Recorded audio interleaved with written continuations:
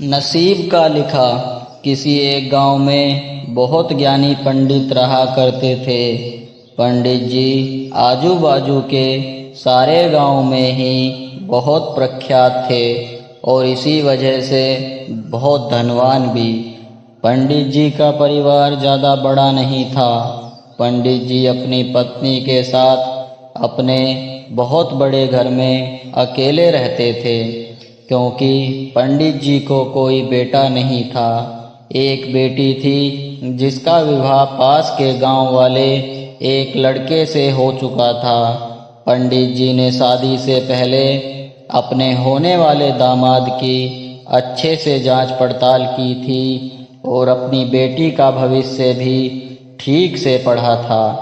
तब जाकर उन्होंने अपनी बेटी की शादी की थी, लेकिन चंद सालों में ही पंडित जी का दामाद बुरी आदतों के चंगुल में फंस गया। जुआ और शराब की बुरी लत ने उन्हें सड़क पर लाकर रख दिया था।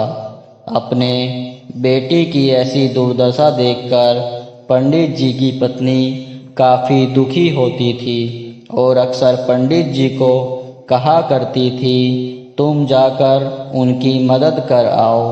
पंडित जी हमेशा अपनी बीवी को यह कहकर उनकी मदद करने के लिए मना कर देते थे कि अभी कुछ समय तक उनका बुरा वक्त चलना है। हम चाहे कितनी ही कोशिश कर लें, जो उनके नसीब में नहीं है वह उन्हें नहीं मिल पाएगा। पंडित जी की ऐसी बातों से उनकी पत्नी काफ़ी दुखी हो जाया करती थी और मन ही मन सोचती थी कि कैसा स्वार्थी पिता है, अपनी बेटी को इतने कष्टों में देखकर भी उसकी मदद करने के लिए मना करता है। आखिर भगवान ने जो इतना सारा धन धान्य दिया है उसका क्या करेंगे।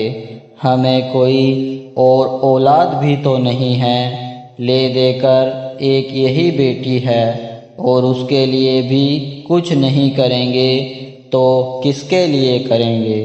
पंडित जी ऐसा नहीं सोचते थे।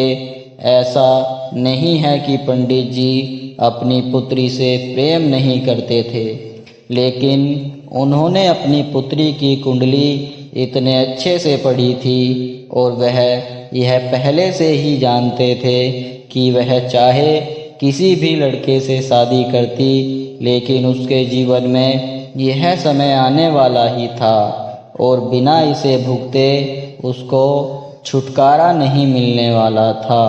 एक दिन खाने पीने के लिए भी मोहताज हो चुके पंडित जी के बेटी और दामाद उनके घर पर आए। पंडित जी ने और उनकी बीवी ने दोनों का खूब आदर सत्कार किया और खूब अच्छा खाना खिलाया। बेटी और दामाद की पंडित जी से सहायता मांगने की हिम्मत ना हुई, इसलिए वह बिना बोले ही वापस अपने घर को लौटने लगे।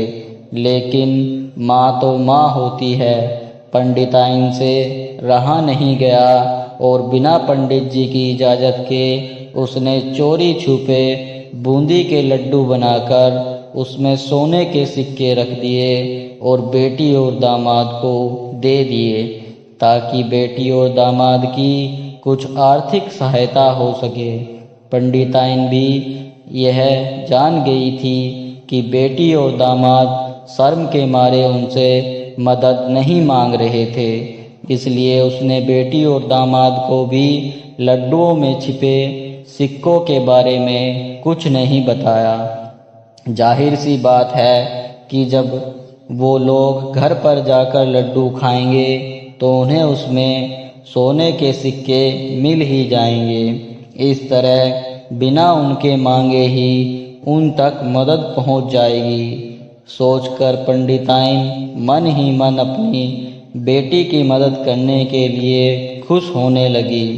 पंडित जी के दामाद और बेटी उन दोनों का आशीर्वाद लेकर अपने घर के तरफ रवाना हो गए। उन दिनों गाड़ियां तो होती नहीं थी, घोड़ा गाड़ी या बैलगाड़ियां चलती थी। पैसे ना होते तो और चीज़ों की लेन देन से भी व्यवहार होता था। बेटी और दामाद का गांव पंडित जी के घर से कोसों दूर था, फिर भी पैसों की कमी के चलते वह चलकर अपने गांव की तरफ निकल पड़े। थोड़े दूर ही चले थे कि पंडित जी की बेटी के पैर में मोच आ गई और अब उसको चलना भी मुश्किल हो गया।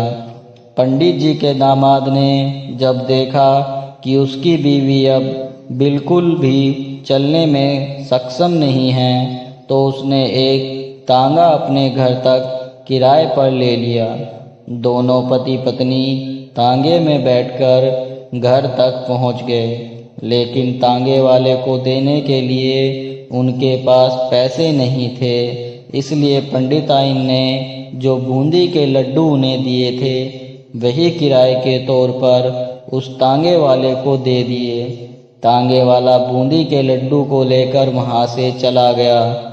तांगे वाला अपने घर की तरफ जा रहा था, तब उसे एक हलवाई की दुकान दिखी। उसने सोचा कि थोड़े से बूंदी के लड्डुओं से मेरे घर के लोगों का पेट थोड़ी भरने वाला है, इससे अच्छा मैं इन बूंदी के लड्डुओं को बेचकर उनसे कुछ चावल खरीद लेता हूँ। तांगे वाले ने बूंदी के लड्डू हलवाई को बेच दिए।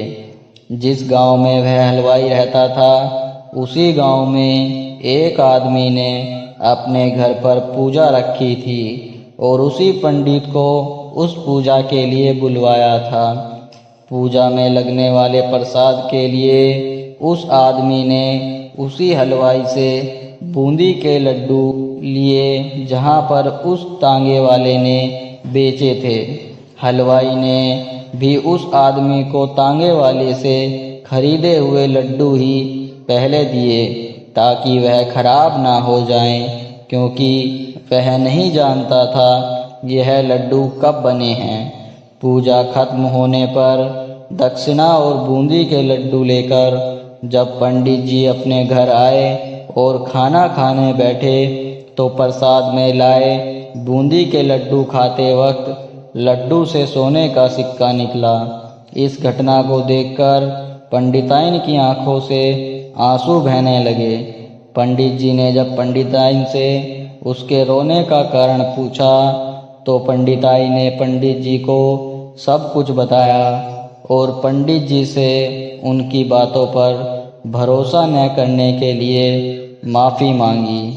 पंडित जी ने पंडिताइन के आंसू पोंछे और कहा कि तुम्हारी तरह मैं भी हमारी बेटी को बहुत प्रेम करता हूँ, लेकिन अगर हम उसकी अब मदद करते हैं तो दामाद हमसे हमेशा ऐसे ही मदद की अपेक्षा रखेगा और अपनी बुरी आदतों को कभी नहीं छोड़ेगा। पंडिताइन भी अब पंडित जी की बातों से सहमत हो गई। 2-3 महीने बीत गए। पंडित जी के दामाद और बेटी फिर से एक बार उसके घर आए और इस बार उनकी परिस्थिति पहले से बेहतर थी, क्योंकि पिछली बार खाली हाथ जाने के बाद दामाद ने नया काम शुरू किया था और अपनी सारी बुरी आदतें भी छोड़ दी थी।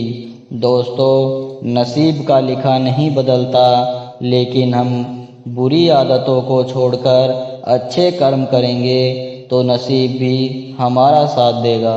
अगर आपको ये वीडियो अच्छी लगी हो तो कृपया वीडियो को एक लाइक करके चैनल को सब्सक्राइब करना न भूलें। धन्यवाद।